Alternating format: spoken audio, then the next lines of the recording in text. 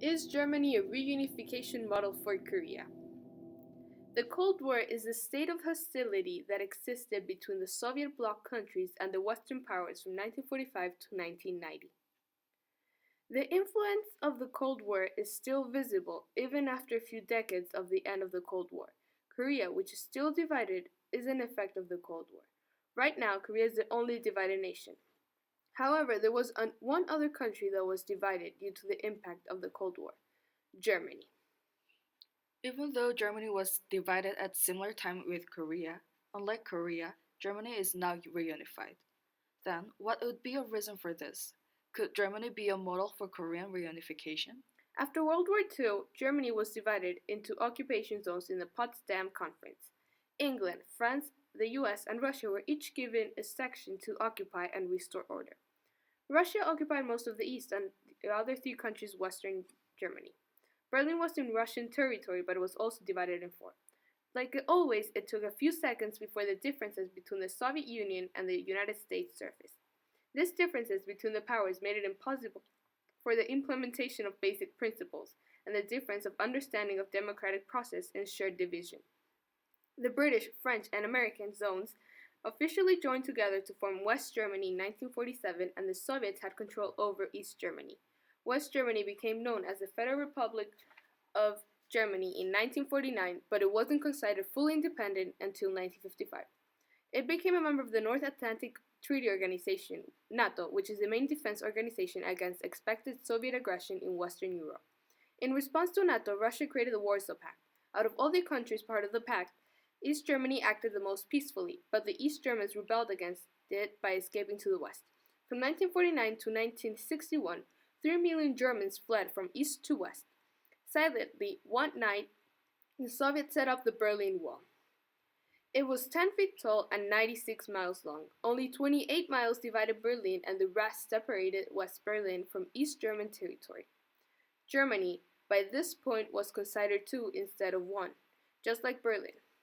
Friedrich Junger, a German poet, in his poem Ultima Ratio wrote, "All the time they were creating what has destroyed them, and they fall with the burden they built." He wrote it about the 1945 situation, which also relates to what happened later on with the Berlin Wall.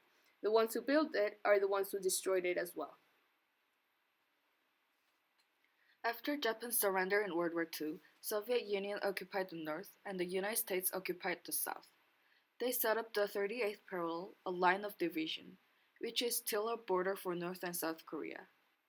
After the division, the United Nations tried to resolve this separation through free election, but it was refused by the North. Unlike Germany, there was a war between the two divided nations. The Korean War started on June 25, 1950, and it lasted for 3 years until July 25, 1953, when they declared ceasefire. In June 25, 1950, the war started with North invading the South.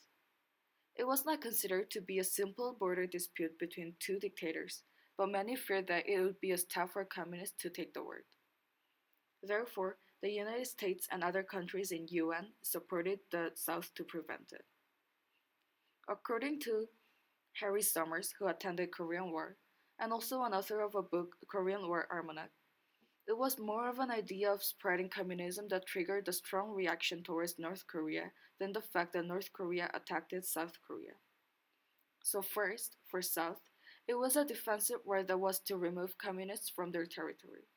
But it changed to an offensive one that was to liberate North from communists. And it allowed the troops in South to remove communists from South and further head to the North. In July 27, 1953, Soviet Union and the United States declared ceasefire, but nearly 5 million people died. Since they still didn't declare the end of the war, they are still in the state of ceasefire. After the war, it seems like that the conflicts between North and South Korea is somehow partly resolved by the efforts to communicate, but reunification still seems like a fallaway story. Germany and Korea were both divided nations and influenced by the Cold War. There are more similarities beside these, but at the same time, there are also differences that probably have determined the fate of these two countries. So first, we can find the similarities between Germany and Korea in terms of ideology. West Germany and South Korea were influenced by the United States, so they are maintaining the system of capitalism. On the contrary, East Germany and North Korea were mostly influenced by the Soviet Union, so they are maintaining the system of communism. So, West Germany was economically more developed than East Germany before reunification, just like South Korea is economically much more developed than North Korea. And we can clearly see this from the data that GDP per capita in North Korea is $1,800, while it is $32,400 in South Korea. And in 1989, East Germany's real GDP stood at 13% of West German GDP. So, this shows a clear gap, which obviously would make or made reunification even more difficult. Also, both West Germany and South Korea developed their economy by trading with many other countries. But East Germany and North Korea was more closed off, or only traded with certain countries. For the case of North Korea, their trading is greatly dependent on China.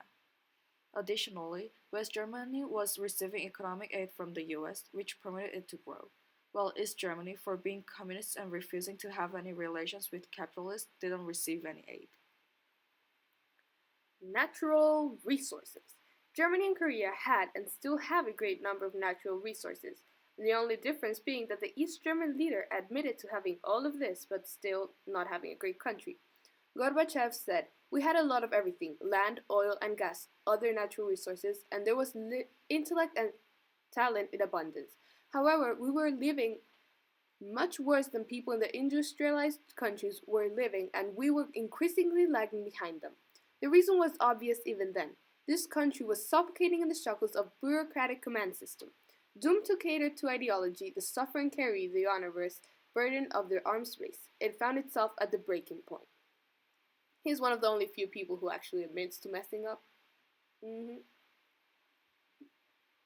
So, the role of individuals is one of the most influential factors for reunification, since North Korea and East Germany had and has a dictator, while South Korea and West Germany had and has a president. First of all, there was and is a disinterest to unite from the dictators from North Korea and East Germany, while the leaders in West Germany and South Korea wanted to unify the countries. But what North Korea is different from East Germany is that people in East wanted to unite, but people in North didn't, or they didn't have chance to express what they wanted to unite because they were afraid of the dictator. Also, Germany was under the control of superpowers, the US and Soviet Union, but the Korea became independent from them a long time ago. Germany united, but Germany isn't a model for Korean reunification for the following reasons. The Soviets brought down the Berlin Wall, which they built themselves. The East and West Germany were never officially considered as two countries, but North and South Korea have already been divided into two independent countries for a long time. Bringing two countries to form one is a lot more work than joining two territories. Also, Ronald Reagan considered Germany and all of Europe as one, even with the wall dividing the nation. He said in the following quote, "To those listening throughout Eastern Europe, a special word. Although I cannot be with you, I address my remarks to you just as surely as to those standing here before me. For I join you, as I join your fellow countrymen in the West, in this film, this unalterable belief. There is only one Berlin." He said this in his Tear Down This Wall speech in 1987. Other reasons for Germany not being a reunification model for Korea are that more time has passed compared to the time it took Germany to reunify, and the young generation isn't interested in the reunification. The economic gap between the North and South is greater than the former Germany gap, and people from the South are worried of the economic problems it will cause. Also, it is hard to make agreements with a North Korean dictator who isn't willing to give up his power, clearly seen on the fact that he kills his own family. And also, he isn't willing to give up his nuclear weapon. Lastly, German leaders believed and hoped for the reunification. Dashchev, a Soviet reformer, thought, "In the course of the development of international relations, a situation might evolve in which both German states come together very closely in the political, societal, and social and cultural fields, and in all other fields. This will benefit not only the Soviet Union but also United States and all other European countries because the root of the tension in Central Europe exists now will be eliminated. Can the same be said about Korea that it will benefit everyone else in the world? Also, Gorbachev's response to a question about if reunification was possible was everything is possible. Time has left is this world. After the well known events, after the war, and time itself must deal with it. So, by these reasons, it doesn't seem like Korean reunification had successfully happened by just following the same steps of the Germans. Since more time has passed, there are more differences they have. Since North and South Korea is walking a totally different path, there would need to be a political change in one side. In other words, one side should give up their systems. Without this, reunification seems like a vague hope.